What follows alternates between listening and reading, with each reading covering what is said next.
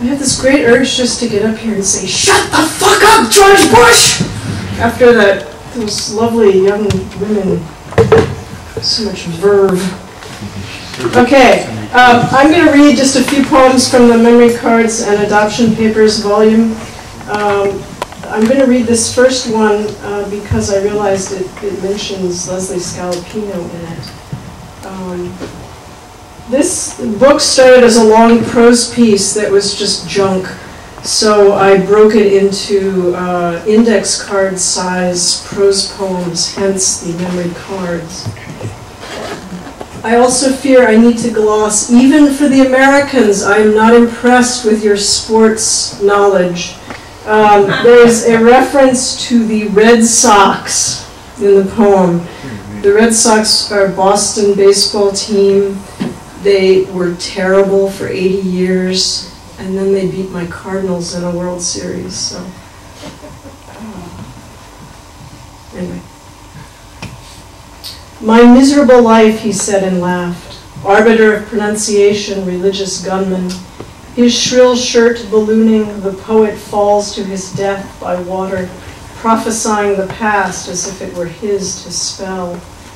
Anxiety's not of influence, but affluence. How to spend one's syntax otherwise than in the clear purchase of what means. To observe before the filters kick in is to be obscure, precisely because we're not there yet, at least not in language. Scalapino sees the orchid flapping, coal miners lining up like ants, but there's no basis for metaphor, so even its tyrannies are erased, replaced by formlessness within form, stylized chaos, events like the Red Sox latest loss, which can't be blamed on an umpire's angle of sight. The man in blues invested in narrative authority, the fans throwing bottles are the avant-garde. One guard got in a fight with a member of the opposing team. It's a pity someone has to lose, my mother always said. And then I'll just read a few from the adoption papers, half or third of the book, which is dedicated to my son Sangha, and was written in the months right before we adopted him.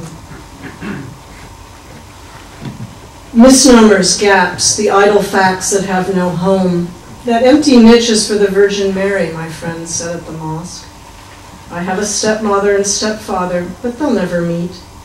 Stevens thought it natural that we look for what reminds us of ourselves, and while he intended us to look to poetry, we lean toward the happy tyranny of familial same. You look so much like your aunt. I see him in you both. Of course you're tired. You're pregnant, I'm told, after months of paperwork and no nausea. As if the birth metaphor were all there is, reproductive model spiraling from the sole fact of parenthood, disacknowledging loss and recuperation, proleptic absence of certain conversations between us. We're family, I say to my son, whom I've never met. He is all JPEG image and no text. The ideal son because he has for me no substance. I write in prose because I'm a lyric poet.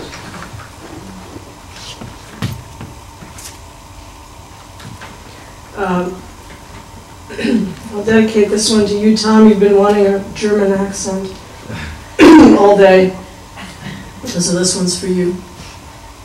And this is about the American incursion into Cambodia under the leadership of that fine man who got the Nobel Peace Prize, Henry Kissinger. And I understand he's essentially going up for another one as he's now advising the Bush administration, since he did so well the first time. The mission, so secret that even bombardiers didn't know where they emptied their nest, was planned in Washington over eggs and toast, hence the moniker Operation Breakfast, soon followed by lunch, dinner, snack, supper, dessert. The planners clearly ate better than the peasants whose odds they gambled on. As good as the fiction we wish it were, reads one of the blurbs to Shawcross's book. Star-crossed sideshow, misheard for sideshow, Double cross, the X on signs I never understood before chairing X roads. X stood for the absence of a name until it surcharged like Visa MasterCard. He was on a stretcher surrounded by white cops. This scene occurs again in the movie, albeit in color. Wordplay, like irony or honesty, is a dangerous politics, so prone to deviation from the wood's single path.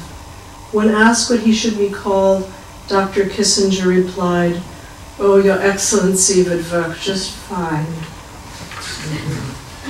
True story. Words my mother uses, like discombobulated and copacetic.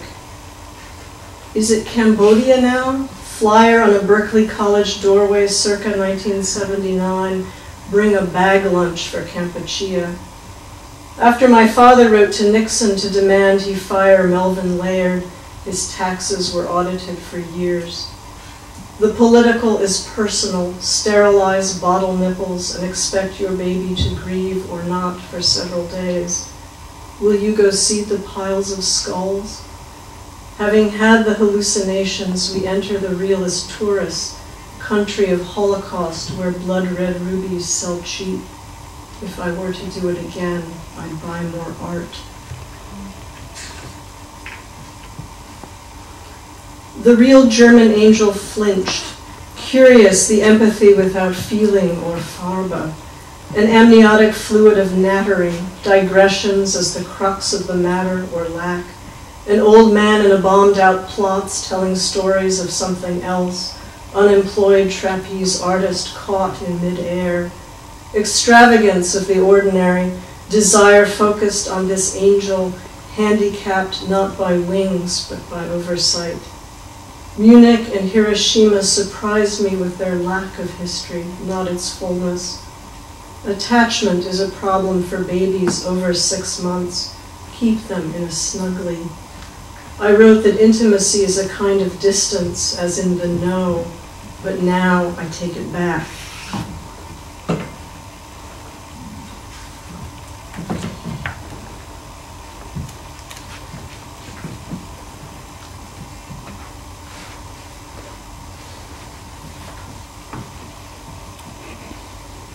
No guns, no durian, on reading Angelina Jolie's Cambodia diaries. She used to put her diaries up on the web as she traveled to places like Cambodia. And I became fascinated with them because on the one hand, they were what you would expect, juvenile and foolish. And on the other hand, there were these moments of objectivist precision that were incredibly moving. So I stole her language for this poem. No guns, no durian. In the countries with no diamonds, they're not getting their hands on good weapons. This is no land for oboes, for the frail reeded ones. He was our Elvis, but Pol Pot killed him. Old man meets a quiet death. I was complaining that my feet were sore, and then I met a man with no legs. Roads rutted, but the orange-togaed monks are sweet. Above all, a sense of gratitude, not for what is here, but what exists in the place one flies to after. Where do I pee in the middle of the night? The author accumulator of this poem intrudes to say her intent on first blush was to write satire. The vocabulary for this poem comes, after all, from a starlet, one who just keeps on giving gossip-wise, according to Salon.com. The method lends itself to sharp contrast between evidence, stifling concrete room of men, women, children with amputations above or below the knee, and language. The tattooed lovers say, "See you soon," as they depart. And there is the question of the baby. Where did he come from? How did he get to her? What was the cash amount? Our informant is prone to writing sentences like the following. It never dawned on me that I was raised in a city, which might qualify her as unreliable, or she novelized. But how to handle the man with no arms who raised 6 children and whose face is so sweet? The very little dirty boy with brown eyes who clings to his father. The children singing about landmines, how to avoid them. The drills in the head, the skulls.